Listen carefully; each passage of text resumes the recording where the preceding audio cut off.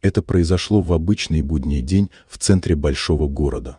Женщина в дорогом внедорожнике ярко-красного цвета спешила на шопинг в элитный торговый центр. Не желая тратить ни минуты на поиск парковки, она просто заехала на тротуар и припарковалась прямо у выезда с прилегающей стройплощадки, полностью перегородив путь большому грузовику бетономешалки. Водитель грузовика, мужчина в спецовке и с усталым, но добродушным лицом, терпеливо подождал несколько минут, а затем подошел к женщине, которая только вышла из машины и направлялась к дверям торгового центра. «Извините, вы перекрыли выезд. Пожалуйста, переставьте машину», — вежливо попросил он.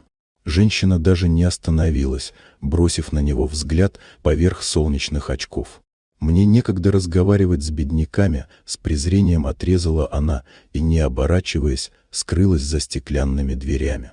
Мужчина постоял молча пару секунд, затем пожал плечами и вернулся к своему грузовику. 5 минут спустя он завел машину, аккуратно подъехал ближе к внедорожнику и вылил бетон прямо на него. Густая, серая масса покрыла капот, стекла, крышу и даже дорогу вокруг. Автомобиль стал бетонной скульптурой. Минут через 10 женщина выскочила из торгового центра, увидев, как толпа прохожих фотографирует ее обновленный автомобиль. Она закричала, бросилась к водителю, начала оскорблять, угрожать, обвинять его в вандализме и нападении на частную собственность. Позже она подала в суд.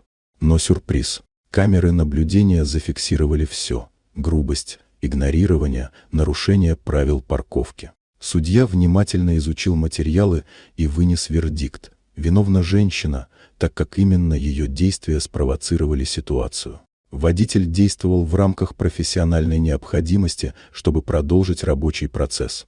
Для нее это стало шоком, но и уроком. С тех пор она больше не паркуется на тротуарах и не разговаривает с бедняками, потому что некоторые из них могут залить твою гордость бетоном. Вот такая удивительная история. Дорогие друзья, если вам понравилось видео, поставьте лайк, а также подписывайтесь на канал, впереди еще много интересного.